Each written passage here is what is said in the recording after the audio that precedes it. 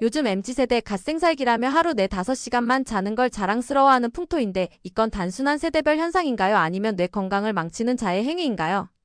요즘 젊은 분들 사이에 갓생살기라는 말 많이 들어보시죠? 새벽 5시에 일어나 운동하고 자기 개발하면서 하루 4~5시간만 자는 걸 자랑스럽게 얘기하곤 합니다. 먼저 이런 현상은 단순히 MZ세대만의 특이한 습관은 아닙니다. 예전에도 성공하려면 잠을 줄여야 한다는 문화가 있었죠. 하지만 과거와 지금의 차이는 수면을 단축할 수밖에 없는 환경적 압박이 훨씬 커졌다는 겁니다. 경쟁하고 자기 개발하고 SNS 비교 문화까지 겹치면서 수면을 줄이는 게 일종의 능력 과시처럼 변한 겁니다. 하지만 의학적으로 보면 하루 4~5시간 수면은 결코 정상적이지는 않습니다. 뇌는 잠을 자는 동안 회복을 해야 되고 기억을 정리하고 독소를 청소하는 시간입니다. 수면이 부족하면 이 과정이 무너져서 집중력, 감정 조절, 면역력까지 모두 떨어지게 됩니다. 실제 연구에서도 하루 6시간 이하 수면을 반복하면 치매 위험이 30% 이상 올라간다는 보고도 있습니다. 그러니까 갓생이 아니라 사실상 뇌 자해에 가깝습니다. MZ세대 분들은 아직 젊으니까 나는 괜찮다고 생각하실 수 있어요. 하지만 문제는 누적입니다. 2030 때 쌓인 수면 빚은 4050 때가 되면 만성피로, 불안, 우울, 기억력 저하로 돌아옵니다. 젊을 때는 티가 안 나지만 뇌는 이미 서서히 손상을 받고 있다는 거죠. 물론 열심히 사는 건 좋은 일입니다. 하지만 뇌 건강의 기본은 수면이에요. 운동, 공부, 자기개발 모두 결국은 뇌 기능이 뒷받침돼야 가능한 겁니다. 수면을 깎아서 얻은 성취는 결국 오래 가지 못하고 오히려 삶의 질을 무너뜨릴 수 있다는 걸 꼭 말씀드리고 싶습니다. 잠에 문제가 생기면 심혈관관계 질환이 8배 증가하고 당뇨나 치매는 5배, 우울증은 3배, 암 2배 등 생명에 위협을 주는 원인이 됩니다. 이를 거꾸로 생각해보면 이런 여러 신체적 질환이 수면에 영향을 미친다는 거죠. 신체적 건강을 되찾는 것이 수면에 도움이 된다는 뜻이기도 합니다. 정리해보면 하루 4~5시간 수면을 자랑하는 건 세대별 트렌드라기보다 내 건강을 위협하는 위험한 습관이다. 뇌는 자는 동안 회복해야 된다. 잠을 줄여가며 쌓인 성취보다 뇌를 지키고 오래가는 성취가 훨씬 더 값지다라는 것입니다. 오늘 영상이 잠을 줄이는 게 능력이라는 생각을 다시 보게 만드는 계기가 되셨으면 합니다. 불면증 약을 먹어도 잠이 오지 않는다고들 하는데 그럼 약물 치료만으로는 해결이 안 된다는 건가요? 불면증 환자분들이 진료실에서 제일 많이 하시는 말이 있습니다.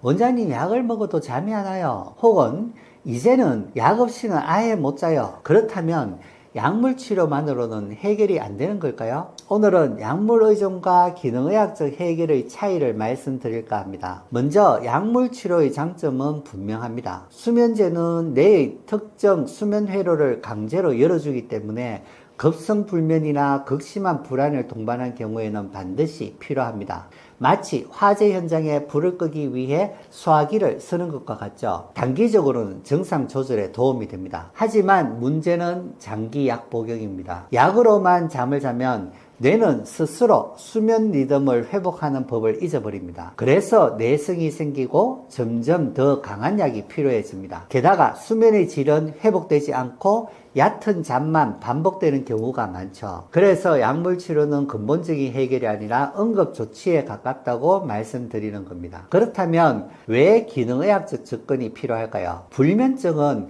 단순히 뇌 신경 전달 물질의 문제가 아니라 영양대사, 호르몬 리듬, 장 건강과 깊이 연결되어 있기 때문입니다. 예를 들어 철분 부족, 마그네슘 부족, 코르티솔 과잉, 장내 세균 불균형만 있어도 뇌는 잠들 준비를 하지 못합니다. 약만으로는 이런 근본 원인을 건드릴 수가 없죠. 정리해보면 이렇게 볼 수 있습니다. 약물 치료는 당장의 불면을 빠르게 잡아주지만 근본 원인 해결에는 한계가 있다. 기능의학 치료는 불면을 일으키는 영양, 호르몬, 장 건강을 교정해서 뇌가 스스로 회복하도록 돕는다는 것입니다. 그래서 재발을 막고 약을 줄이거나 끊을 수 있습니다. 결국 이 두 접근법은 대립하는 게 아니라 응급사항에서는 약물, 장기 회복에는 기능의학이라는 역할 분담이 필요합니다. 약을 먹어도 잠이 잘 안 오는 건 불면의 뿌리가 아직 해결되지 않았다는 신호입니다. 약물 치료가 아닌 기능의학적 접근이 필요한 이유가 바로 여기에 있습니다. 약에 의존하는 것이 아니라 뇌와 몸의 리듬을 찾아 진짜 숙면을 회복하는 것. 그것이 불면증 치료의 진짜 목표입니다. 불면의 원인이 세로토닌이나 멜라토닌 부족이라고들 하는데 뇌장 대사 관점에서는 어떤 근본 원인이 있는 걸까요?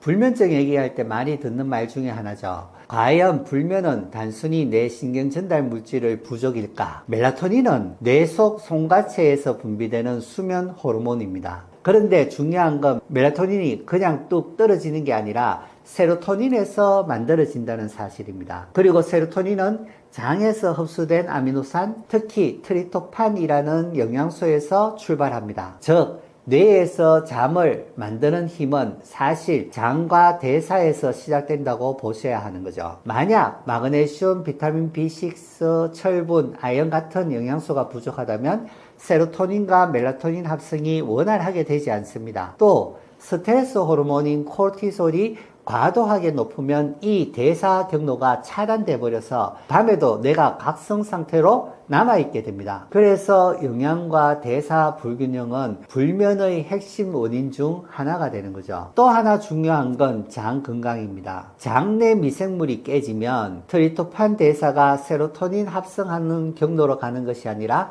염증과 신경 독소 물질 생성 회로 쪽으로 흘러가 버립니다. 세로토닌 합성 경로가 줄어들고 그 결과 멜라토닌도 부족해지는 거죠. 그래서 장내 세균 균형을 회복시키는 것만으로도 수면의 질이 좋아지는 분들이 많습니다. 불면을 단순히 뇌 문제라고만 볼 수 없는 이유죠. 실제 진료실에서 불면 환자분들 검사를 해보면 영양결핍, 부신과각성, 장내 불균형이 동시에 나타나는 경우가 흔합니다. 약으로 멜라토닌을 보충하면 도움이 될 수 있지만 근본적으로는 장과 대사를 고쳐야 지속적인 회복이 가능합니다. 정리해보면 불면은 단순히 멜라토닌 부족이 아니라 그 멜라토닌을 만드는 영양, 대사, 장 건강에서 시작되는 문제라는 겁니다. 영양, 대사, 장 건강까지 챙기면 수면 질이 달라진다고 하셨는데 솔직히 과학적 근거는 확실한가요?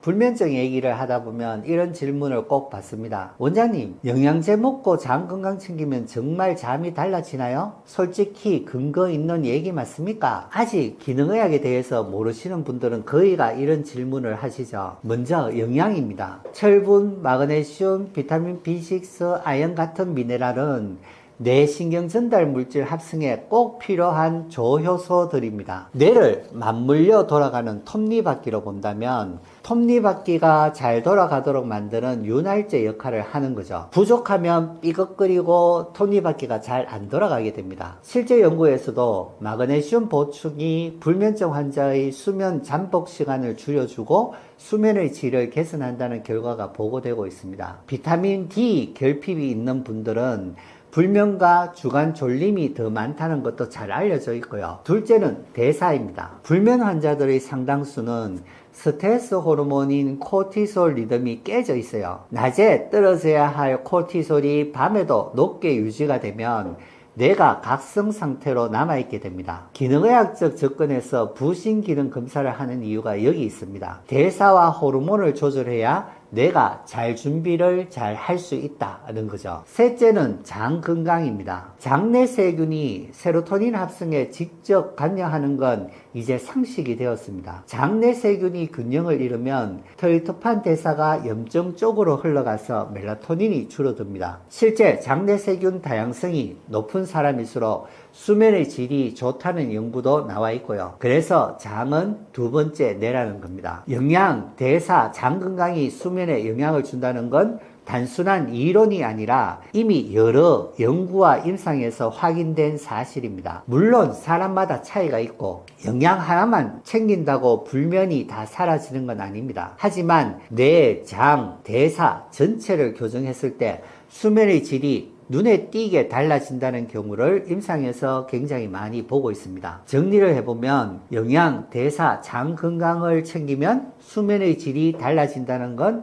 과학적으로 충분한 근거가 있습니다. 약물로만 해결되지 않던 불면이 몸의 균형을 회복하면서 풀리는 이유가 바로 여기 있습니다. AI, SNS, OTT 등 24시간 디지털 자극 시대, 과연 인간이 정상적으로 잠을 잘 수 있는 환경이 남아있긴 한가요?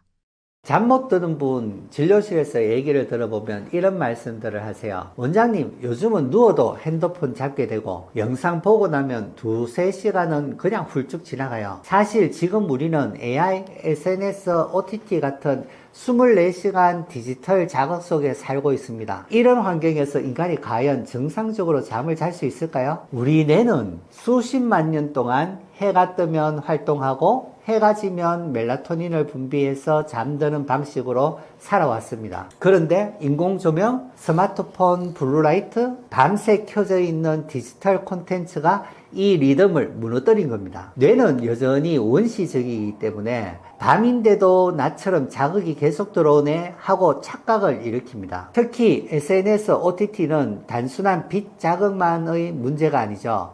계속해서 새로운 정보와 영상이 들어오면서 뇌의 보상회로 도파민 시스템을 자극합니다. 그러면 뇌는 더 각성되고 멜라토닌 분비는 억제가 되죠. 결국 밤이 돼도 뇌가 아직 깨어 있어야 한다고 착각하는 겁니다. 실제 연구에서도 자기 전 1시간 동안 스마트폰을 사용한 그룹과 사용하지 않은 그룹을 비교했더니 스마트폰을 본 그룹은 수면 잠복 시간이 길어지고 깊은 수면인 non-REM 슬로우 웨이브 슬립 비율이 확 줄어듭니다. REM 수면의 질도 떨어지고 전반적으로 수면 회복력이 감소됩니다. 임상에서도 디지털 기기를 줄이기만 해도 수면의 질이 확연히 좋아지는 걸 자주 봅니다. 그럼 결론은 뭘까요? 현대사회에서는 정상적으로 잠을 잘 수 없다라고 단정할 필요는 없습니다. 다만 인위적으로 내가 잠잘 수 있는 환경을 만들어줘야 합니다. 자기 전 1시간은 디지털 디톡스, 침실은 어둡고 시원하게, 아침에는 햇볕을 쬐어 생체 리듬을 맞춰주면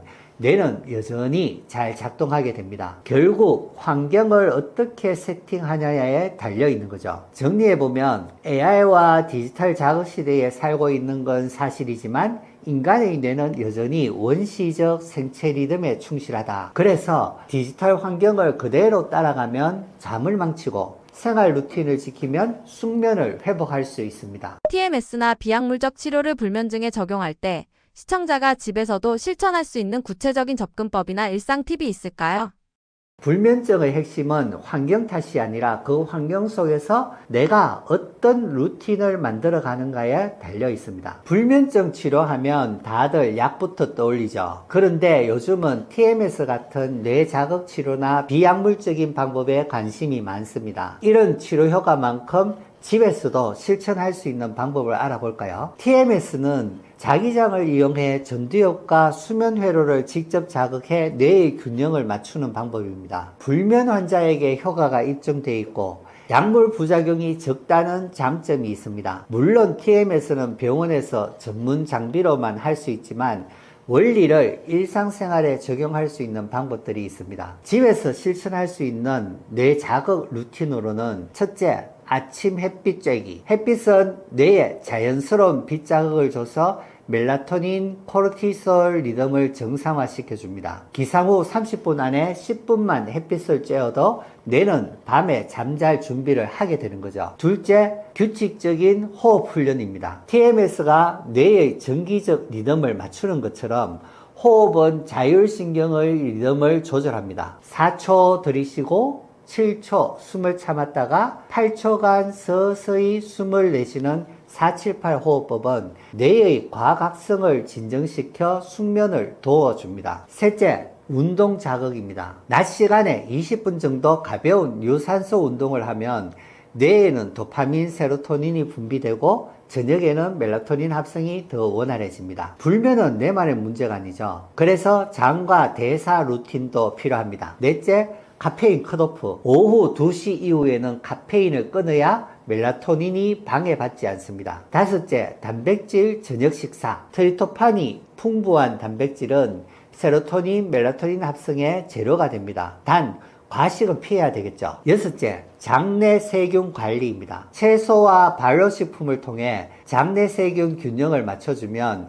뇌의 신경 전달 물질 합성이 안정화되고 수면의 질이 올라갑니다. 마지막으로 가장 중요한 건 자기 전 디지털 디톡스입니다. 스마트폰, OTT, SNS는 뇌의 각성 회로를 과도하게 자극합니다. 적어도 자기 1시간 전에는 화면을 멀리하고 내가 이제 잘 준비를 해야겠다는 신호를 받을 수 있게 해주세요. 정리해보면 TMS 같은 전문 치료는 병원에서 가능하지만 그 원리를 집에서도 응용할 수 있습니다. 햇빛, 호흡, 운동, 식습관, 디지털 디톡스 이 5가지만 꾸준히 해도 뇌의 수면 리듬이 회복됩니다. 불면증은 약에만 의존하는 병이 아니라 뇌와 몸을 함께 조율하는 습관이 핵심이란 걸 꼭 기억해 주시길 바랍니다. 요즘 직장인들 사이에 집중이 안 된다, 머리가 안 돌아간다 하면 다들 스스로 브레인포그인가, ADHD인가 생각하는데 같은 증상 아닌가요?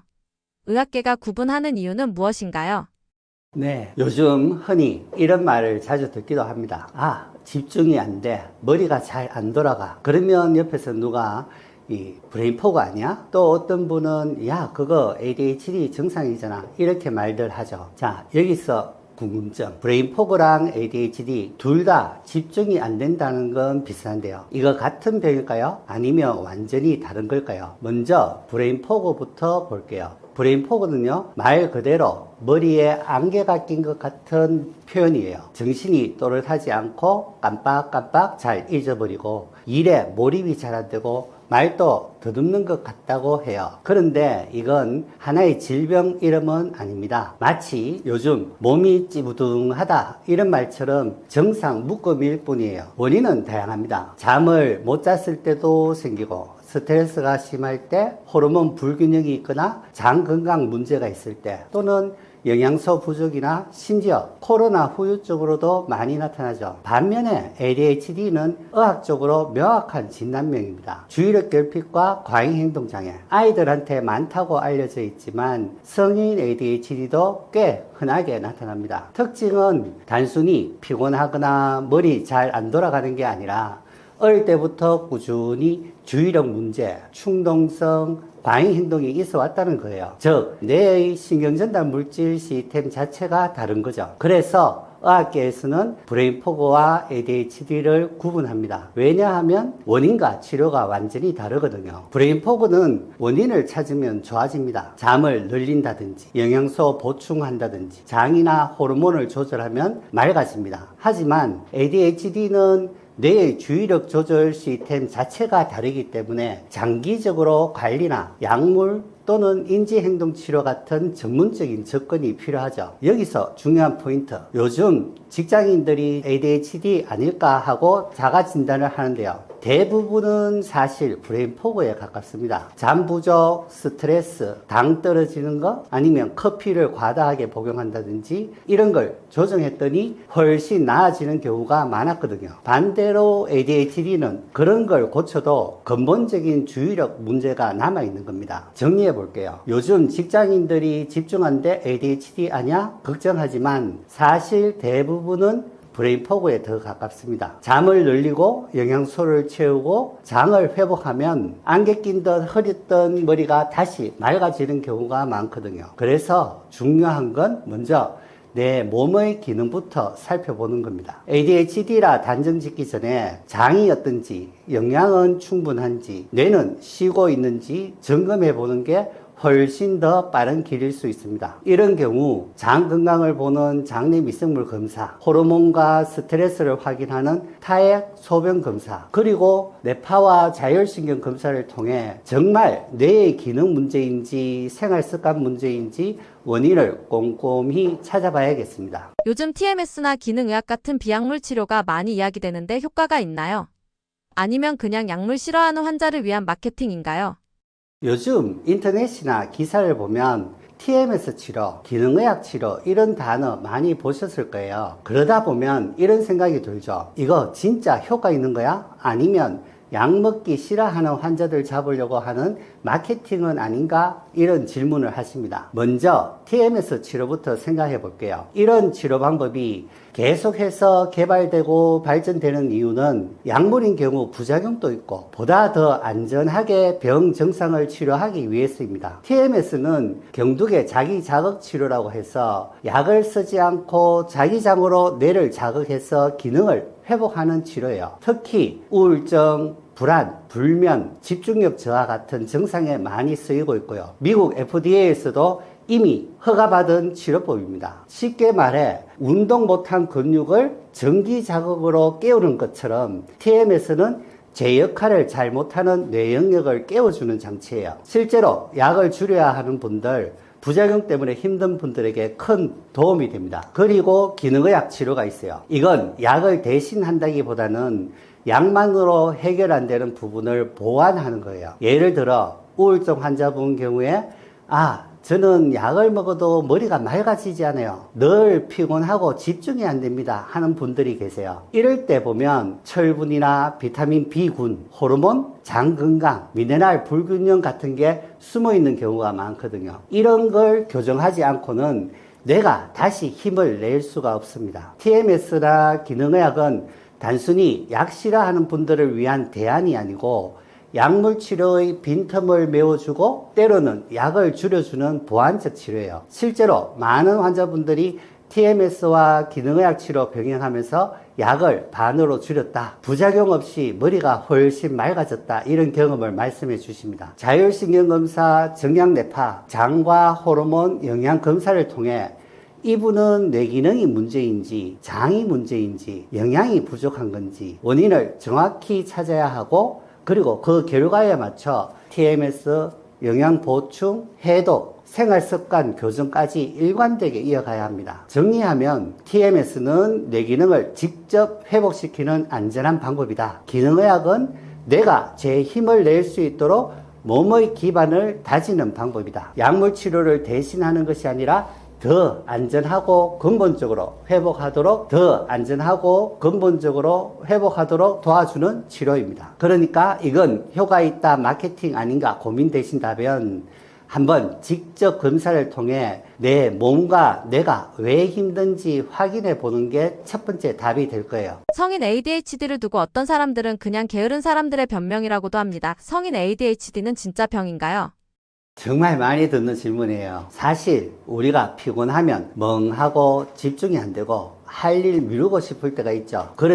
그래서 성인 ADHD를 들으면 그거 다 똑같은 거 아니야? 하고 생각하기 쉽습니다. 하지만 중요한 차이가 있어요. 성인 ADHD는 단순하게 게으름이나 의지 부족이 아니라 뇌의 기능적인 차이에서 오는 문제라는 겁니다. ADHD의 핵심은 뇌의 앞쪽 전두엽이에요. 이 전두엽은 계획을 세우고 집중을 유지하고 충동 조절하는 뇌의 CEO와 같은 총사령관 역할을 합니다. 그래서 ADHD가 있는 분들은 이 전두엽의 도파민 시스템이 원활하게 작동하지 않아요. 그래서 하기 싫은 게 아니라 집중 회로 자체가 잘 안 켜진다는 겁니다. 쉽게 말하면 다른 사람들은 TV 리모컨 버튼을 누르면 바로 채널이 바뀌는데 ADHD가 있는 분들은 이 리모컨이 고장이 나서 10번을 눌러야 반응하는 것과 같습니다. 또 하나, 일관성이 다릅니다. 게으른 사람은 원래 게을러도 필요하면 어느 순간 집중해서 해내기도 하잖아요. 하지만 ADHD는 어릴 때부터 꾸준히 공부, 일, 대인관계 등 삶의 여러 부분에서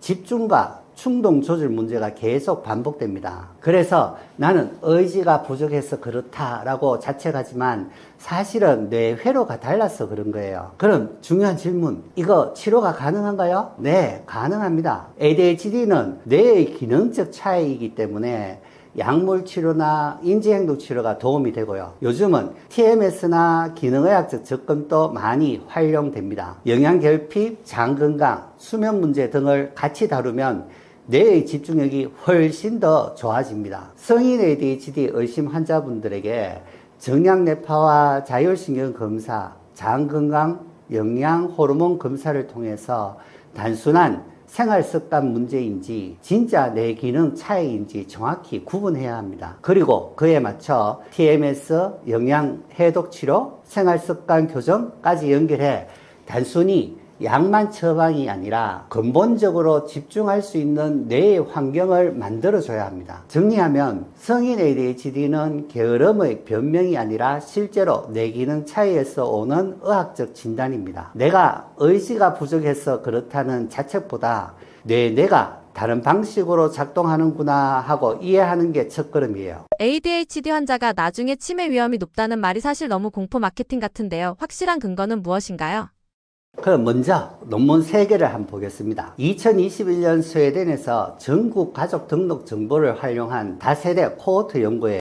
ADHD 환자의 부모 세대에서 치매 위험이 34% 더 높고 알츠하이머 위험은 55% 더 높았다는 결과를 보고했습니다. 두 번째 논문은 2023년 이스라엘에서 성인 ADHD 환자 약 10만 9천 명을 17년간 추적한 대규모 코호트 연구입니다. 성인 ADHD 진단자는 치매 위험이 약 7.77배가 높았다는 겁니다. 특히 정신자극제인 각성제 치료를 받은 환자군에서는 위험 증가가 뚜렷하지 않았다는 점도 관찰됐습니다. 세 번째 논문인 2023년 ADHD와 치매 간 연관을 조사한 기존 논문들을 종합한 체계적 문헌 리뷰입니다. 몇몇 연구들이 ADHD가 치매 또는 경도 인지장애와 연관이 있음을 시사하지만 논문마다 방법과 통계가 달라 메타 분석은 어려웠고 더욱 엄밀한 연구가 필요하다는 결론을 내리고 있습니다. 이런 연구들이 주장하는 것은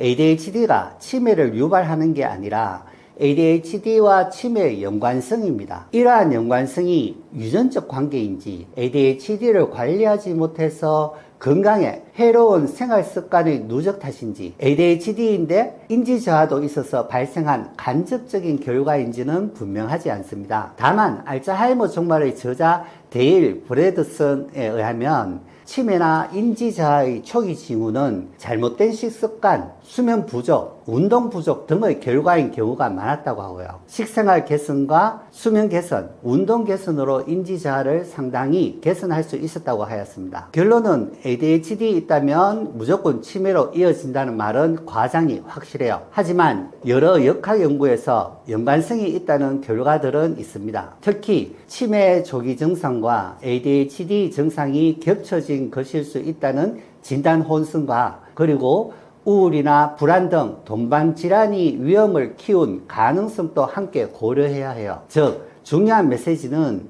겁먹지 말고 정확히 진단받고 치료하면서 치매 위험도 같이 관리하자는 겁니다. ADHD 의심 환자분들에게 작성된 설문지 점수만 보는 게 아니라 철분과 비타민 B군, 호르몬, 장내 미생물 검사 등 뇌 기능과 기저, 건강 상태를 함께 체크합니다. 이 기반 위에 약물, 기능의학 치료, TMS를 조합해 오래가는 집중력 환경을 만들어 주어야 합니다. 조용한 ADHD 증상이 낮게 나타나는 성인 환자의 특징은 무엇인가요? 보통은 아이들이 산만하고 가만히 못 있는 모습으로 많이 알려져 있는데요. 그런데 성인들에게는 조금 다른 모습으로 나타납니다. 특히 우리가 조용한 ADHD라고 불리는 유형인데요. 이건 이름처럼 티가 안 나서 본인도 주변도 모르고 지나가는 경우가 많습니다. 조용한 ADHD란 보통 ADHD 하면 공부 못하는 아이, 산만한 아이 이렇게만 떠올리시는데요. 성인에서는 그렇지 않습니다. 의자에 얌전히 앉아있고 회사에서도 조용한 직원인데 속을 들여다보면 집중이 안 되고 머릿속이 늘 복잡한 경우가 많습니다. 그래서 조용한 ADHD라고 불러요. 대표적인 특징이 몇 가지 있습니다. 첫째, 집중력이 금방 흐트러진다는 점이에요. 책을 읽다가 어느새 다른 생각을 하고 있고 회의 내용을 듣다가도 중간에 놓쳐버리죠. 둘째, 겉으로는 차분하지만 머릿속은 과잉 활동을 하고 있어요. 잡생각이 많고 늘 머리가 복잡하다 보니 쉽게 피로해집니다. 셋째, 잘 잊어버리고 정리가 안 된다는 것도 흔해요. 약속이나 중요한 일을 놓치고 물건을 자주 잃어버리죠. 네 번째, 자존감이 낮고 불안이 많다는 점입니다. 스스로 나는 게으르다, 나는 부족하다 이렇게 자책하는 경우가 많습니다. 그래서 우울증이나 불안장애로 오해받는 경우도 많습니다. 문제는 이런 분들이 워낙 조용하고 얌전해 보이니까 주변에서도 성격이 원래 그런가 보다 하고 넘어간다는 겁니다. 본인조차도 내가 그냥 부주의한 사람인가 보다 하고 생각해요. 그러다 보니 진단이 늦어지고 실제로는 뇌의 집중, 집행 기능에 불균형이 있는데도 놓치고 살아가는 거죠. 다행히도 방법은 있습니다. 정량뇌파 검사나 자율신경 검사 같은 객관적인 검사를 통해 이런 패턴을 확인할 수 있고요. 또 약물만이 답은 아닙니다. 뇌의 균형을 회복시키는 TMS 치료나 영양과 장 건강을 함께 보는 기능의학적인 접근도 좋은 도움이 됩니다. 중요한 건 나는 원래 게으른 사람이다 하고 넘기지 않는 거예요. ADHD에서 기능의학적으로 접근한다면 어떤 치료 방식이 있나요?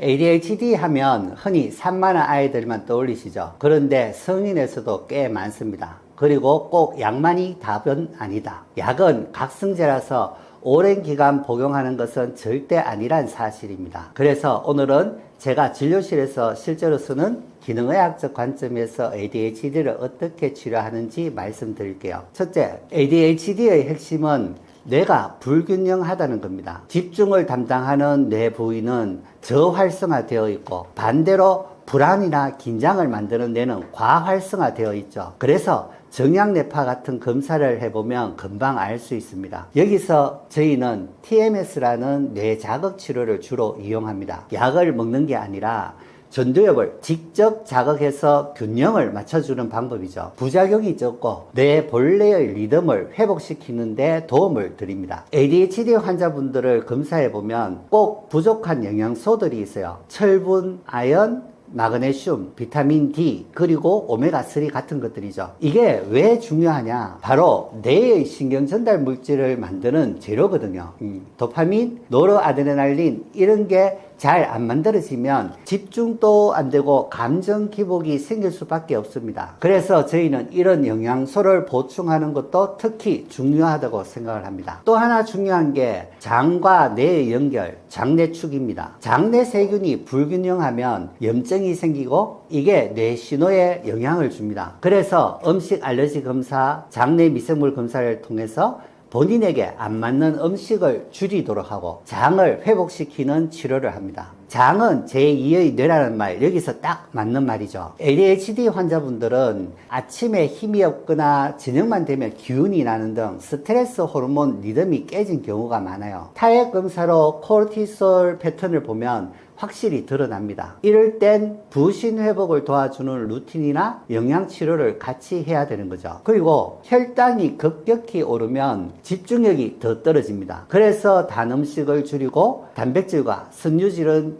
충분히 먹도록 하는 거죠. 또 중금속 노출이 ADHD와 연관된 연구들이 있어서 모발이나 소변 검사로 확인 후 필요하면 해독 치료도 병행을 해야 됩니다. 정리해보면 기능의학적 ADHD 치료는 단순히 약으로 증상만 눌러 놓는 게 아니라 뇌의 균형을 직접 맞추고 영양, 장, 호르몬까지 전체 몸을 다 보는 겁니다. 그래서 나는 그냥 게으른 사람인가 보다 하고 넘겼었던 분들이 원인을 찾고 나면 삶이 완전히 달라지기도 합니다. ADHD 환자가 일상에서 쉽게 실천할 수 있는 비약물 집중력 회복 루틴은 무엇인가요?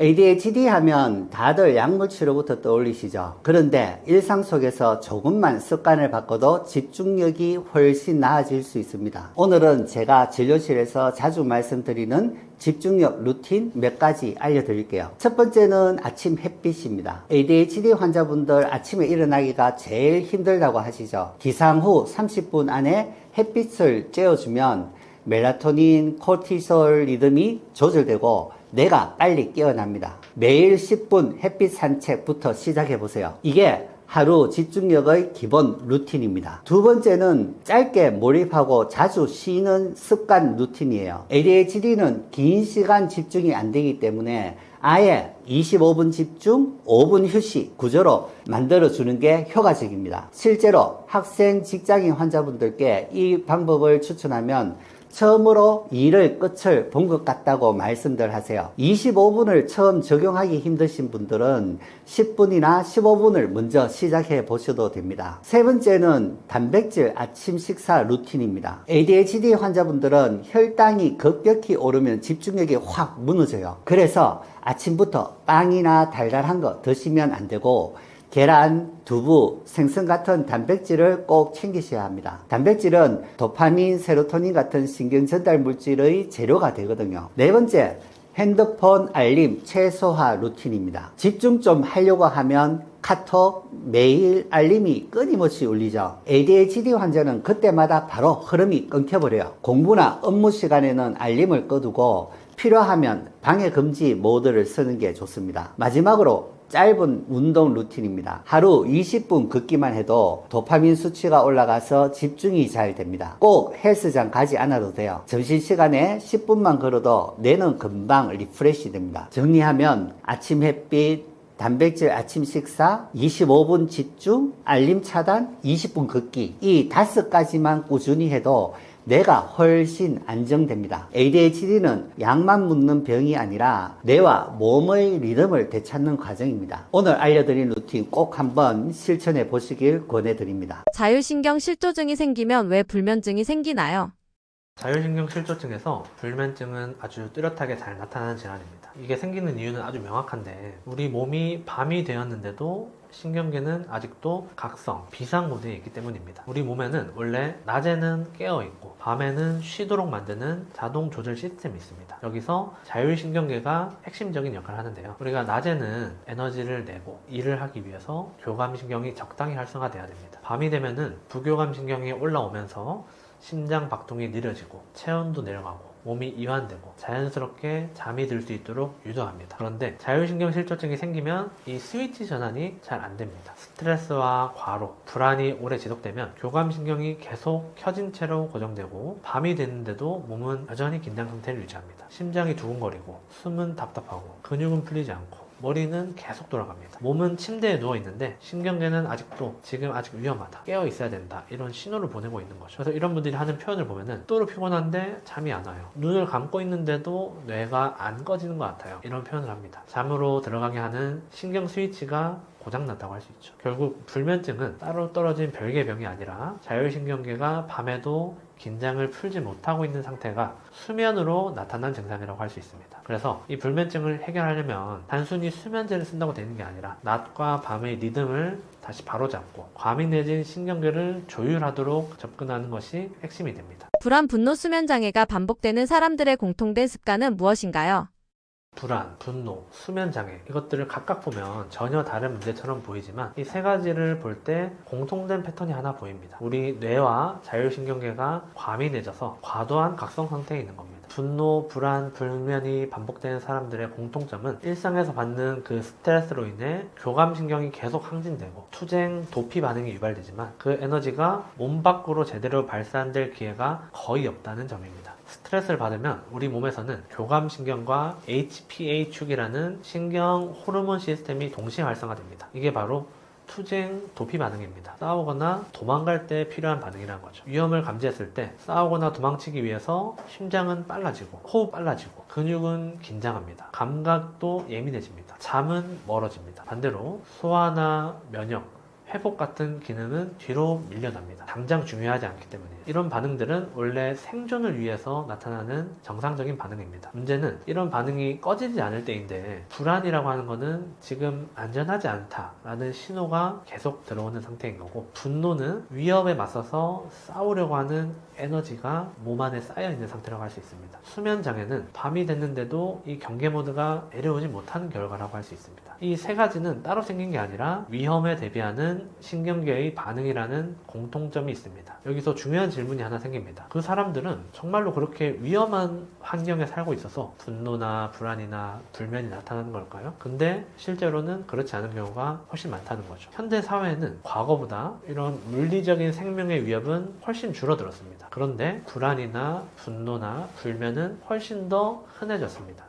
스트레스 자극이 많아서 그런 것도 있겠고, 현대인의 생활 양식에서 이런 스트레스가 제대로 처리되지 않은 채 몸에 남기가 쉽기 때문입니다. 업무에 대한 압박, 인간관계, 성과에 대한 경쟁, 남들과의 비교, 미래에 대한 불안 같은 자극이 하루에도 수십 번씩 우리 신경계를 자극합니다. 우리 몸은 그럴 때마다 투쟁 도피 반응을 일으켜서 근육에 힘을 주고 심장을 두근거리게 하고 호흡을 가쁘게 만듭니다. 싸우거나 도망칠 준비를 하는 거죠. 이런 반응이 지금이 원시 시대라면은 생존에 도움이 되었겠지만 현대에는 별로 도움이 되지 않습니다. 예를 들어 상사에게 막 혼나고 있어서 심장이 두근거리고 근육이 긴장되고 우리 몸이 당장 싸우거나 도망쳐라라는 신호를 보내는 거예요. 근데 우리가 실제로 상사를 때려 눕힐 수도 없고 회사에서 뛰쳐나가서 도망을 갈 수도 없습니다. 결국 몸은 계속 긴장 상태로 남게 되고 그 에너지는 쌓이기만 합니다. 그래서 이분들의 공통된 습관을 보면은 아주 비슷합니다. 스트레스를 받으면서도 그 긴장을 풀어줄 출구가 없습니다. 몸은 긴장한 채 가만히 앉아있고 감정은 눌러두고 머리로만 버팁니다. 여기에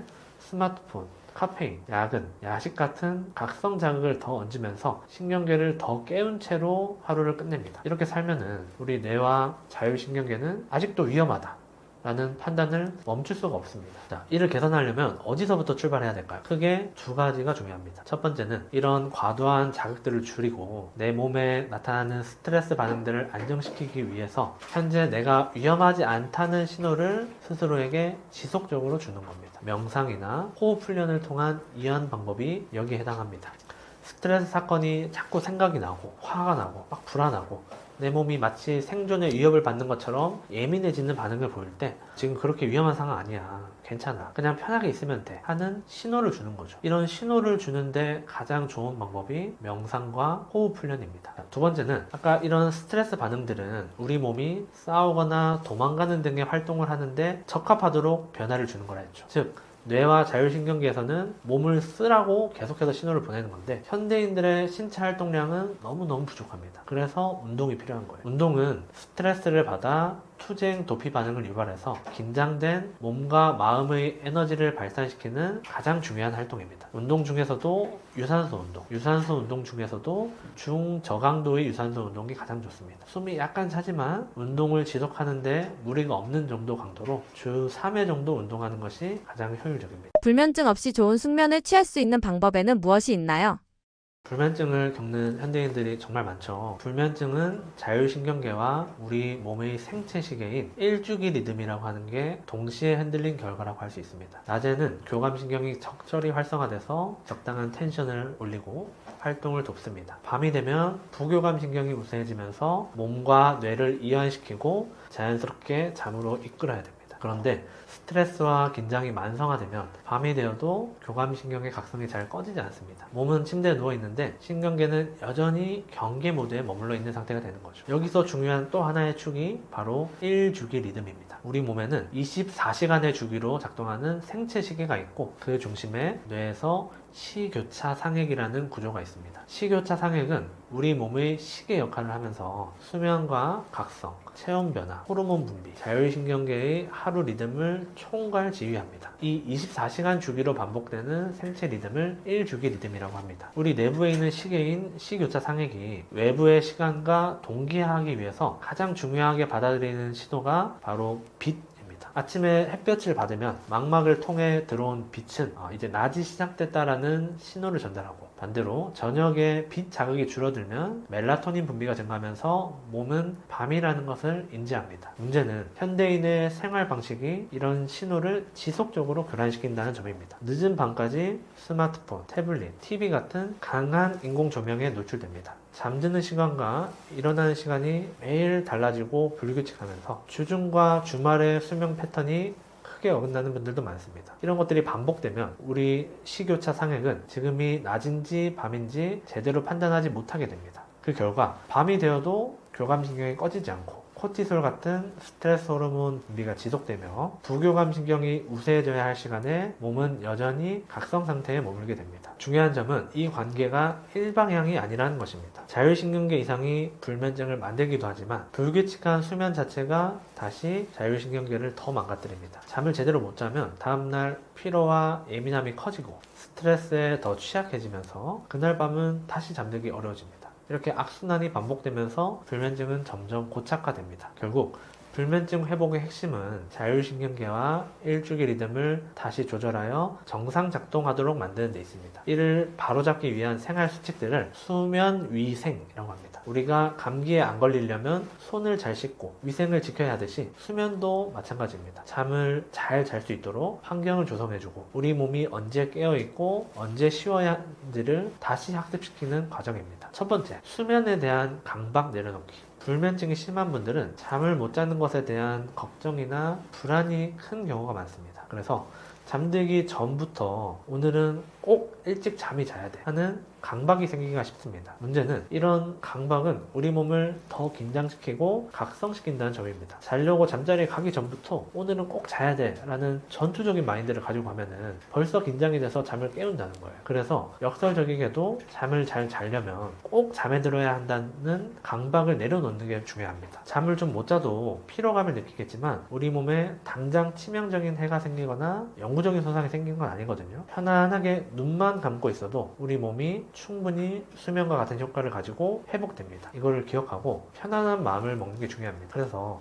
제가 환자분들한테 말씀드리는 게 이렇게 마인드셋을 하셔라. 나는 오늘 꼭 잠이 들어야 돼가 아니라 나는 꼭 잠을 자러 가는 게 아니고 그냥 침대에 누워서 쉬러 가는 거야. 잠에 빨리 들면은 물론 좋겠지만 잠에 못 들더라도 눈 감고 편안하게 몸을 이완하고만 있어도 충분한 휴식이 될 거야. 이렇게 생각하시라고 말씀드려요. 그 다음 두 번째로 규칙적인 수면 시간을 유지하는 겁니다. 매일 같은 시간에 자고 일어나는 것이 중요하고요. 늦어도 12시 이전에 자고 7시간 정도는 수면을 취해야 됩니다. 특히 주말에도 평일과 동일한 시간에 일어나도록 하는 게 좋습니다. 이게 일주기 리듬을 일정하게 유지하는 데 도움이 됩니다. 평일에 워낙 피곤하니까 주말에 밀린 잠을 몰아서 늦게 일어나는 분들 많으시죠. 근데 그게 사실 피로를 풀게 하는 게 아니라 더 심화시킵니다. 왜냐면 식욕차 상액이 가장 싫어하는 게 기상시간이 바뀌는 거거든요. 주말에 늦잠을 자면은 순간적으로는 덜 피곤한 것 같아도 뇌의 입장에서는 주말이 지나서 월요일이 다시 됐을 때 갑자기 다른 시간대로 이동한 것 같이 혼란을 느끼고 이는 자율신경계와 신체 전반에 악영향을 줍니다. 이거를 사회적 시차라고 합니다. 마치 시차가 있는 외국에 여행 갔다 오면은 굉장히 피곤하잖아요. 주말과 주중의 기상시간 차이가 이런 시차와 같은 피로감을 줄 수 있다는 거죠. 세 번째로 낮 시간에 충분한 활동을 하고 규칙적인 운동을 하고 충분한 햇볕을 쬐는 겁니다. 해가 떠 있는 시간에는 햇볕을 충분히 보고 산책을 하는 등 신체 활동을 충분하게 할수록 좋습니다. 특히 야외 운동을 하는 게 햇볕을 충분히 받기에 좋겠죠. 이런 활동과 햇볕은 일주기 리듬을 조절하고 수면의 질을 높이는 데 중요합니다. 이것이 낮에 교감신경을 건강하게 쓰고 밤에 부교감신경으로 자연스럽게 넘어가도록 만드는 설계라고 할 수 있습니다. 아침부터 낮까지 충분히 햇볕을 쬐면은 우리 생체 시계가 지금 낮이구나 라는 신호를 명확하게 받게 되고 그날 저녁부터는 멜라토닌 분비가 더 자연스럽게 시작됩니다. 반대로 낮에 실내만 있고 빛 노출이 너무 적으면은 생체 시계가 낮과 밤을 구분하기가 더 어려워집니다. 그래서 밤이 돼도 졸리지가 않은 거죠. 운동도 마찬가지입니다. 낮에 적절한 활동이 있어야지 그게 밤의 수면 추진력으로 바뀝니다. 불면증이 심한 분일수록 밤에 잠을 너무 못 자서 낮에 피곤해서 그냥 누워만 있었어요 라고 하시는 분들이 있는데 이거는 밤을 더 망치는 선택이 됩니다. 낮에 활동을 늘리고 낮에 리듬을 먼저 세워야지 밤이 따라옵니다. 네 번째는 낮과 정반대로 해가 진 저녁 시간 이후로는 운동이나 강한 신체 활동이나 야식 등을 피해야 합니다. 활동도 정적인 활동을 위주로 하는 게 좋습니다. 해가 진 시간부터 밤에 잠이 들 때까지 우리 몸이 잘 시간임을 인지하도록 잠에 잘 들 수 있도록 준비한다고 생각하는 게 좋습니다. 운동을 해서 몸을 피곤하게 하면은 잠이 잘 오겠지 하고 생각하셔서 야간에 격렬한 운동을 하시는 분들이 있는데 이런 격렬한 운동을 밤에 하는 거는 오히려 우리 몸이 교감신경을 더 항진시키게 만들고 깨어있게 만듭니다. 지금 활동할 때인가 보다 하는 신호를 주는 거죠. 그래서 운동은 해가 떠 있을 때 낮 시간에 하는 게 가장 좋고 늦어도 잠들기 한 4시간 전에는 운동을 마쳐야 됩니다. 다섯 번째는 빛 자극 조절하기입니다. 해가 진 시간 이후에 저녁에는 강한 빛 자극을 줄일수록 좋습니다. 야간인데 강한 빛 자극이 망막을 통해 들어올 때 우리 몸은 낮과 밤의 혼란을 느끼고 수면에 방해를 받습니다. 그래서 이 밤낮이 바뀐 수면 장애를 일주기 리듬 수면 장애라고 하는데 일주기 리듬 수면 장애 환자들에게 저녁 시간 이후에 집에서도 선글라스를 착용하게 하기도 합니다. 그렇게 할 수도 있고 그렇게 하지 않는다면 해가 진 시간 이후로는 집안의 조명을 다 끕니다. 형광등은 다 끄고 아니면 조도가 낮은 노란색 조명, 수면등 같은 것만 켜놓는 게 수면에 도움이 된다는 연구 결과도 있습니다. 마찬가지로 저녁 시간 이후에 TV나 스마트폰 등에서 나오는 불빛을 많이 보는 것도 수면에 방해가 됩니다. 강한 빛자극을 피하기 위해서 자기 전에는 디지털 기기의 빛자극을 최소화하도록 해야 됩니다. 핸드폰에 요새 블루라이트 필터 기능 나오죠. 이런 필터를 사용하는 것도 도움이 되고, 블루라이트 필터를 사용하더라도 야간의 핸드폰 사용량은 반드시 줄여야 됩니다. 여섯 번째로 수면 전 이완 활동입니다. 수면 전에 여러 가지 이완 활동을 통해 몸과 마음을 진정시키는 것이 중요합니다. 불면증이 오래된 분들은 잠을 자야 한다라는 압박 때문에 침대에 누워서도 몸이 계속 긴장되는 경우가 많습니다. 이때 호흡은 가장 빠르게 접근 가능한 스위치입니다. 숨을 천천히 길게 내쉬는 호흡이 미주신경을 통해 부교감신경 톤을 올리고 심박의 과도한 각성을 낮춘 방향으로 작동합니다. 잠들기 전에 한 10분에서 15분 정도 이런 심호흡을 통해서 부교감 신경을 활성화시키는 게 좋습니다. 잠들기 전에 따뜻한 물로 목욕을 하거나 카페인이 들어있지 않은 따뜻한 차를 마시는 것도 도움이 됩니다. 일곱 번째는 식사와 음료 조절입니다.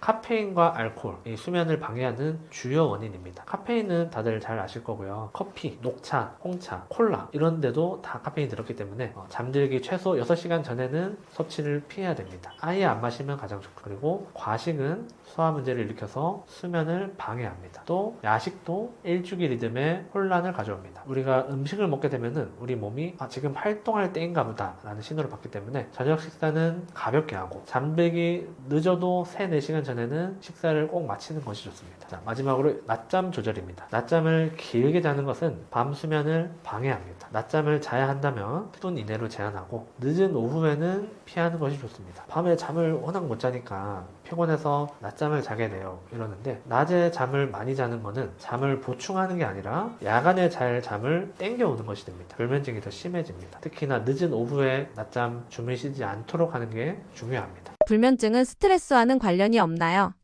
스트레스가 반드시 불면증을 만드는 건 아니고, 스트레스를 처리하지 못한 신경계가 불면증을 만든다라고 할 수 있을 것 같습니다. 우리가 스트레스 자체는 누구에게나 있죠. 이거를 피하거나 없앨 수도 없습니다. 문제는 스트레스가 왔을 때 우리 자율신경계가 투쟁 도피 반응을 올라왔다가 다시 회복 모드로 잘 내려오느냐, 아니면은 그 상태에 계속 고착되느냐입니다. 불면증이 없는 사람과 있는 사람의 차이는 스트레스의 절대적인 양보다도 신경계가 다시 평소 상태로 회복하는 능력이 있느냐 없느냐라고 할 수 있습니다. 앞서 설명했듯이 많은 현대인들의 스트레스가 제대로 배출될 출구를 찾지 못함으로 쉽게 누적이 됩니다. 상사로부터 받는 스트레스, 다양한 일정, 성과를 내는 것에 대한 경쟁, 인간관계, 불안 같은 자극은 교감신경과 HPA 축을 강하게 올리지만 우리는 실제로 싸우거나 도망가지 못하고 그저 참고 버티게 됩니다. 그러면 몸은 아직 상황이 끝나지 않았다라는 상태로 남게 됩니다. 이 상태가 하루 종일 누적되면은 밤이 돼도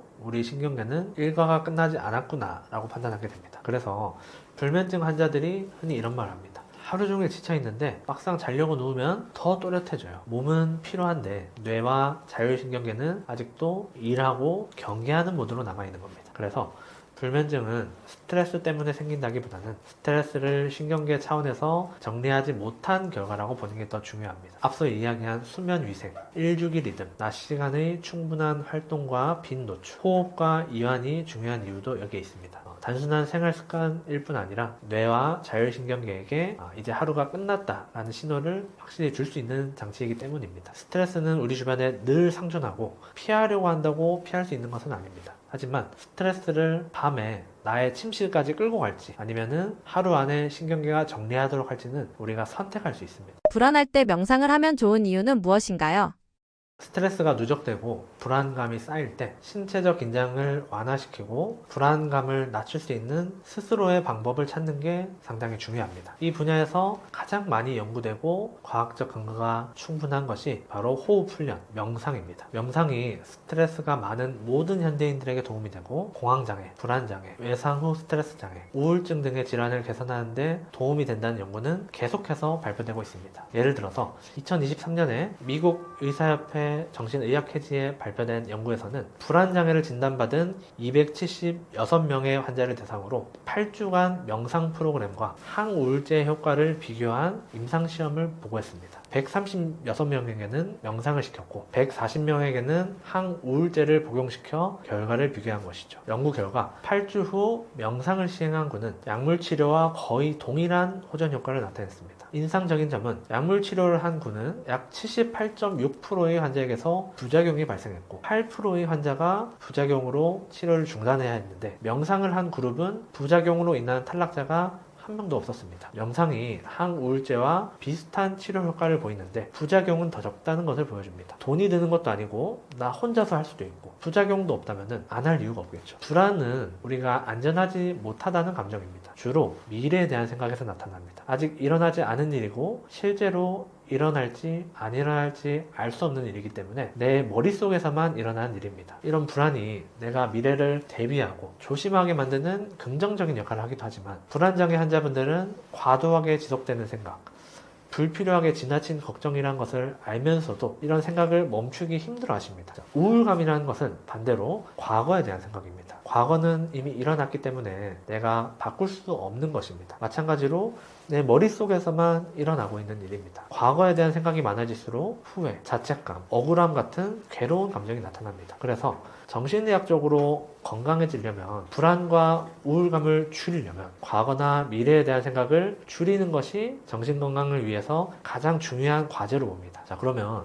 과거에 대한 생각, 미래에 대한 생각을 줄이려면 어떻게 해야 될까요? 나 이제 그 생각 안 해 라고 틀어막을 수 있을까요? 하지만 안타깝게도 우리 뇌에는 그런 기능이 없습니다. 누구나 그런 경험이 있을 거라고 생각합니다. 나를 괴롭게 하는 생각이 자꾸 떠올라서 이걸 안 해야지 라고 애를 쓰지만 애를 쓸수록 그 생각은 점점 더 선명해집니다. 왜냐하면 우리 뇌에는 그런 기능이 없습니다. 예를 들어서 제가 여러분한테 자 지금부터 분홍색 코끼리를 생각하지 마세요 라고 한다면은 제가 이 말을 하는 순간 저절로 머릿속에 분홍색 코끼리가 그려집니다. 뇌과학적으로 봤을 때 우리를 괴롭히는 생각을 줄이려면 그 생각을 안 하려고 노력하는 게 아니라 현재 일어나고 있는 다른 일에 집중을 하는 것이 가장 좋은 방법입니다. 그래서 명상이 현재 내 몸 상태에 집중하는 가장 효과적이고 과학적인 방법입니다. 보통 기본적으로 명상을 할 때 나의 몸 상태, 그 중에서도 호흡에 집중을 하게 하는데요. 이 호흡이라는 것이 바로 내가 집중하기 좋은 대상이 됩니다. 숨을 쉰다는 것은 우리의 감정이 개입하지 않는 객관적인 행위이기 때문입니다. 불안이나 긴장, 분노 등의 생각에 사로잡혀서 생각하고 싶지 않아도 자꾸 떠오를 때 숨 쉬는 데에 집중을 하는 것은 부정적 생각을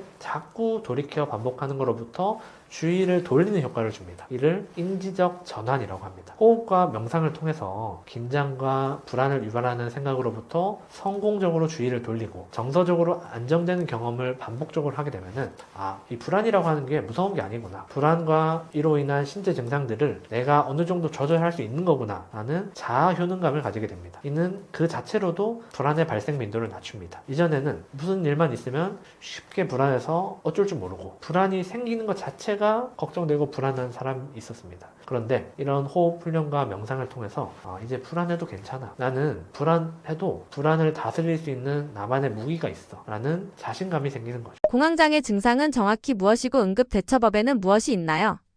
우선 공황발작과 공황장애를 구분해서 설명드려 보겠습니다. 공황발작은 급격한 불안, 공포와 함께 다양한 신체 증상이 동반되는 것을 말합니다. 심장이 두근거리거나 멎을 것 같은 느낌, 식은땀, 질식할 것 같은 느낌, 가슴 통증, 어지러움, 메스꺼움, 미칠 것 같은 느낌, 죽을 것 같은 공포 등인데요. 이런 발작적인 증상이 한 번 이상 나타나고 이런 증상이 또 나타나는 것에 대해서 평소에도 지속적으로 두려워하고 불안을 느끼는 것, 혹은 이런 증상이 유발되는 것을 두려워해서 회피하려고 하게 되고 일상생활에 제약이 생기는 경우 공황장애로 진단하게 됩니다. 예를 들어서 어떤 사람이 많은 곳에서 처음 공황 발작이 나타난 이후에 사람 많은 곳 가는 게 너무 무서워서 못 가게 됐다, 피하게 됐다. 비행기에서 발작이 처음 나타난 이후에는 비행기가 무서워서 못 타게 됐다. 혹은 발작이 또 나타날까봐 항상 초조하고 불안한 상태다. 이런 상태가 되면은 공황장애라고 부르게 됩니다. 이 공황장애의 핵심은 심장 같은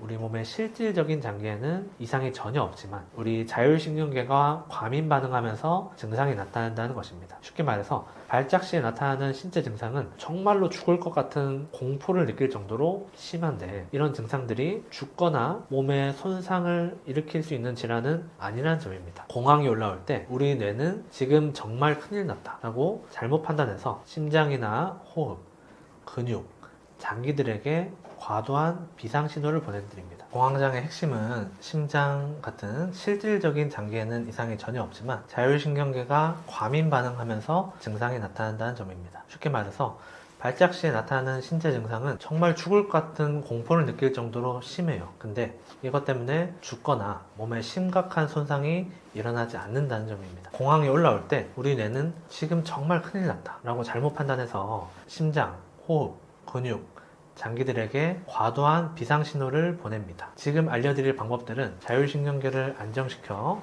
이런 비상신호를 줄이고 지금 안전하다 라는 정보를 다시 보내주는 방법들입니다. 첫 번째는 5, 4, 3, 2, 1 감각 접지 기법이라고 합니다. 공황이 올라올 때 주변을 천천히 둘러보면서 눈으로 보이는 사물 5가지를 입으로 말해보거나 아니면 마음속으로 세어봐도 괜찮습니다. 하얀 벽이 보이네, 파란색 컵이 보이네, 검은색 의자가 보인다, 창문도 보이고 시계도 보인다. 이렇게 5가지를 세면서 눈에 보이는 거를 찾아서 말해보는 거예요. 그 다음에 내 손이나 몸으로 느낄 수 있는 촉감 4가지를 한번 찾아봅니다. 지금 의자에 엉덩이가 닿아 있는 느낌이 있고 바닥에 발바닥이 닿아 있고 이렇게 내가 책상을 만질 수가 있고 내 머리카락을 이렇게 만질 수 있어. 4가지 촉감을 찾아봅니다. 그 다음으로 귀에 들리는 소리 3가지를 찾아봅니다. 저기 멀리서 차 소리가 들리고 사람들 말소리가 들리고 히터 소리가 들린다. 그 다음으로 코에 맡을 수 있는 냄새 2가지, 실내에서 나는 방향제 냄새라든지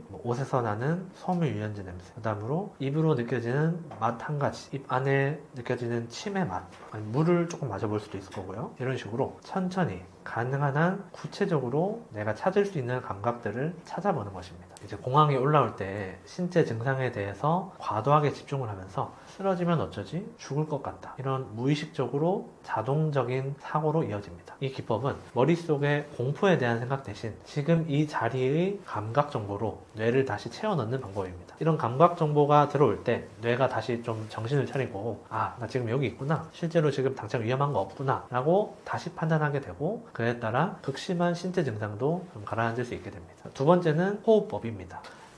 앞서서도 이제 호흡을 계속 강조하고 있는데 이 공황장애에서도 호흡의 곤란이 아주 잘 나타나요. 공황이 시작될 때 교감신경의 항진이 나타나고 호흡이 짧고 빨라집니다. 이에 의해서 가슴이 답답하고 머리가 띵한 느낌, 손발 저림이 더 심해지기도 합니다. 이럴 때 느리고 깊은 호흡을 하는 것이 우리 몸의 미주신경, 이제 괜찮다, 진정해도 된다 라는 신호를 보내게 됩니다. 숨을 억지로 많이 마실 필요는 없고 숨을 마시는 숨보다 내쉬는 숨을 더 길게 가져가는 것이 포인트입니다. 이렇게 느리고 깊은 호흡을 할 때 심장 박동이 실제로 떨어지고 우리 몸이 위기 상황이 아니구나 라는 것을 인식하는 데 도움이 됩니다. 그래서 이렇게 앉아서 아니면 서 있어도 상관없고요. 천천히 코로 3초 동안 숨을 들이마십니다. 속으로 하나, 둘, 셋 세면서 마십니다. 이때 숨을 들이마실 때 어깨나 이 목 이런 데 힘을 안 주고 배가 자연스럽게 부풀어 오르는 느낌만 느껴주세요. 마실 때 배가 이렇게 올라오는 느낌으로. 그 다음에 속으로 5을 세면서 바람을 아주 천천히 내보내듯이 숨을 내쉽니다. 이렇게 3초간 마시고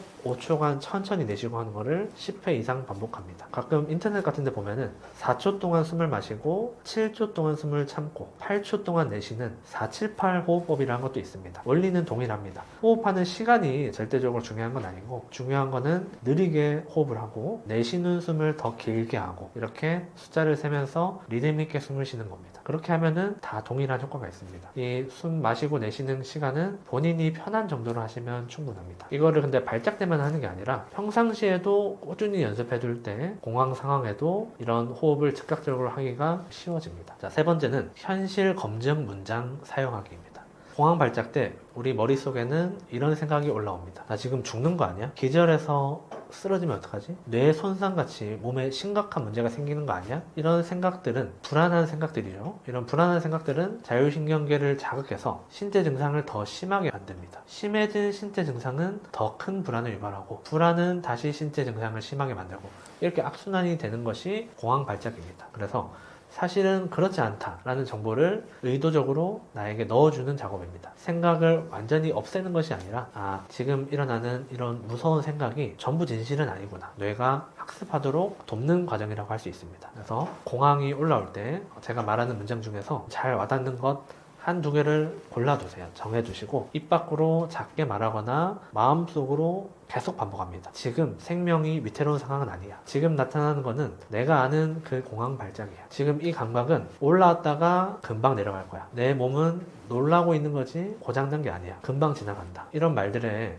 감정적으로 동의하지 않아도 괜찮습니다. 왜냐면 발작이 일어날 때는 진짜 죽을 것 같이 무섭거든요. 그래도 이 현실 문장을 계속 반복합니다. 긴 설명보다 짧은 문장을 반복하는 게 내 뇌에 더 잘 들어갑니다. 자율신경계를 혼자서 직접 조절할 수 있는 방법은 없나요?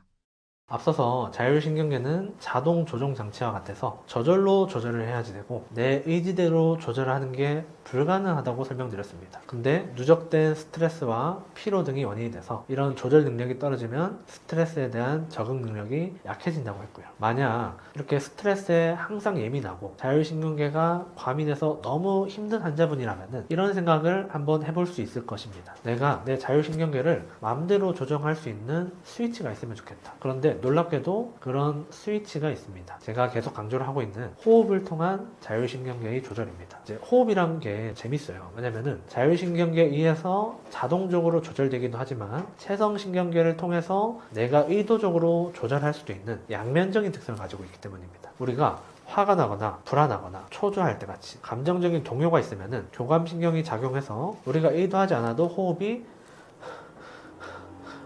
이런 식으로 얕고 빨라집니다. 반대로 우리가 편안한 상황일 때, 몸이 이완하고 휴식하고 있을 때, 아니면 잠을 잘 때, 이럴 때는 부교감신경이 우세하게 작용해서 의식하지 않아도 저절로 호흡이 느리고 깊어집니다. 그런데 이거를 내가 의도를 가지고 조절할 수도 있죠. 자율신경계가 막 과민 반응해서 불안하고 호흡이 빨라지는 상황일 때 내가 의도적으로 느리고 깊은 호흡을 하면 부교감신경이 활성화되고 교감신경의 과민 반응이 완화가 됩니다. 마치 우리 몸에 지금 그렇게 위험한 상황 아니야, 그러니까 그렇게 투쟁 도피 반응 유발하지 않아도 괜찮아 라는 신호를 주는 거랑 같습니다. 그래서 호흡은 우리가 의도대로 자율신경계를 조절할 수 있는 유일한 방법입니다. 그래서 먼저 우리 몸이 긴장, 스트레스 상태일 때, 교감신경이 항진됐을 때 하는 호흡을 한번 보여드릴게요. 자율신경 실조 환자분들이 실제로 이런 호흡을 많이 합니다. 아우 답답해요. 이렇게 호흡이 짧고 얕아집니다. 숨을 자꾸 들이마시려고 하게 되고 깊게 들이마시지 않는 느낌이 드니까 자꾸 가슴이 답답한 느낌이 느껴집니다. 호흡을 할 때 목과 어깨 근육이 과도하게 활성돼서 어깨가 들썩입니다. 이런 호흡을 반복해서 하다 보면 목이나 어깨 근육들이 실제로 많이 경직되고 두통이나 어지러움, 가슴 답답함, 호흡 불편감을 계속해서 받게 됩니다. 이게 극단적으로 나타나는 것이 과호흡이나 아까 말씀드렸던 공황 발작입니다. 반대로 호흡을 통해서 우리 몸과 마음을 안정시키고 부교감신경을 활성화시키는 방법을 알려드릴게요. 호흡을 깊고 느리게 천천히 하되 내쉬는 숨을 길게 하는 것입니다. 3초 정도 숫자를 세면서 천천히 마십니다. 숨을 천천히 마시는 것이 폐가 가득 찰 만큼 억지로 많이 마시는 것은 아닙니다. 그 다음으로 5초 정도 숫자를 세면서 천천히 숨을 내쉽니다. 제가 하는 모습 한번 보여드릴게요.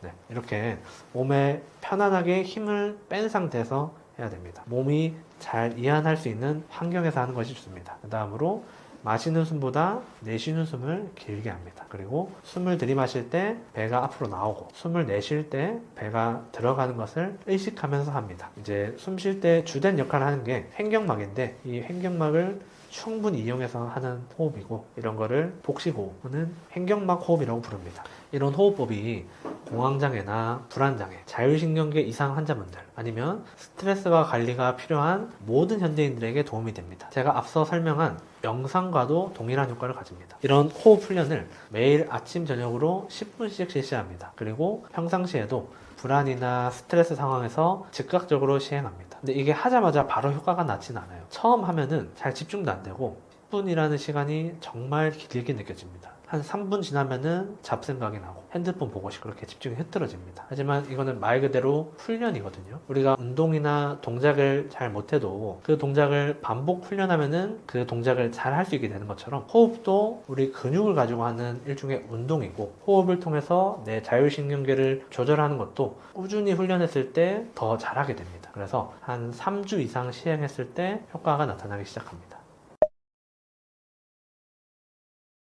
나름대로 많은 내용을 준비해서 전달해 드리려고 했는데 도움이 됐을지 모르겠습니다. 이 영상을 보고 계신 분들은 대부분 몸과 마음의 괴로움으로 힘든 시간을 보내신 분들이 많을 것 같습니다. 자율신경계 이상이라고 하는 게 증상도 굉장히 다양하고 원인을 파악하기까지도 많은 시간을 소요하고 그래서 답답한 마음을 가지고 계신 분들이 많을 것 같아요. 근데 제가 이런 분들에게 꼭 강조하고 싶은 거는 현재 겪고 있는 고통은 절대 원인이 없거나 실체가 불분명한 게 아니다. 자율신경계라는 명확한 시스템이 이상을 보여서 나타나는 증상이고 명확한 원인이 있기 때문에 개선도 충분히 가능하다. 이 점을 기억하셨으면 좋겠습니다. 그리고 환자분들이 항상 하는 말이 너무 괴롭고 왜 나한테만 이런 증상이 생겼는지 모르겠어요. 이런 말씀 많이 하시는데 이런 불편함을 겪고 계시기 때문에 어떻게 보면은 제가 지금 말씀드린 것과 같이 수면이나 식사나 스트레스를 관리하는 방법이나 이런 것들을 하나하나 돌아보실 수 있는 기회라고 생각을 해요. 자율신경계가 우리 몸에서 일종의 경보장치 역할을 한다고 했는데 지금 내 몸이 이렇게 괴롭다고 외치는 것은 그동안 내 몸을 너무 안 돌봐왔다. 내가 내 스스로를 너무 돌보지 않아서 내 몸이 SOS 신호를 보낸다고 생각하면 좋을 것 같아요. 그래서 이번 기회에 이렇게 스스로를 돌보고 이런 생활 습관 하나하나를 점검한다면은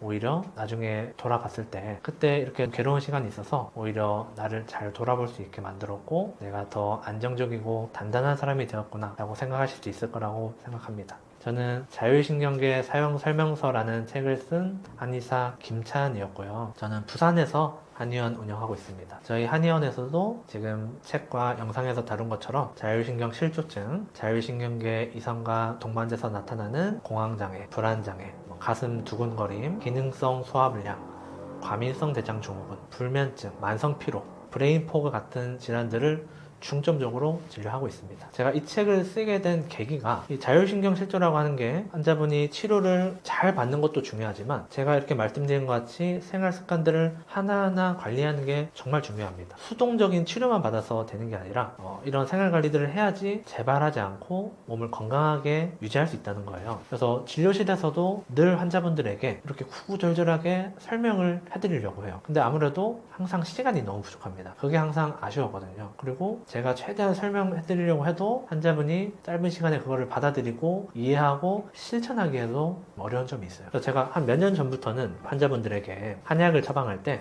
편지를 써드렸어요. 지금 환자분의 상태는 이러이러한 상태예요. 자율신경계라고 하는 거는 이런 역할을 하는데 이런 게 지금 문제가 생겼어요. 제가 지금 하고 있는 치료는 이런 역할을 할 거고요. 불면증이 있으시다고 했는데 이런 거 한번 생활 관리 해보세요. 숨 쉬는 게 답답하다고 하셨는데 이렇게 심호흡하는 연습도 한번 해보세요. 이런 식으로 편지를 써드렸어요. 이게 이제 몇 년 동안 쌓이다 보니까 제가 세보니까 거의 한 5,000통 이상의 편지가 쌓여 있더라고요. 이 과정이 저한테도 나름 좀 중요한 자산이 되었습니다. 환자분들께 이렇게 나눌 수 있는 정보가 쌓였다는 거고 사실 이전에는 환자를 어떻게 치료할까에 대한 고민은 많이 했지만 학교에서도 배우고 논문도 읽고 학회도 참석하고 치료하는 법에 대해서는 많이 배웠지만 어떻게 환자분들이 스스로 생활 관리를 하도록 도와줄까에 대한 고민은 부족했던 것 같아요. 그런 것들이 이 환자분들께 편지를 쓰면서 나름의 노하우가 많이 쌓였는데 이런 것들이 정리해보니까 거의 책 한 권의 분량이 되더라고요. 그래서 이거를 출간하게 된 게 이번에 나온 자율신경계 사용 설명서입니다. 그래서 이 책은 제가 환자분들에게 보내는 편지라고 할 수 있을 것 같습니다. 조금이라도 도움이 되시면 좋겠고 지금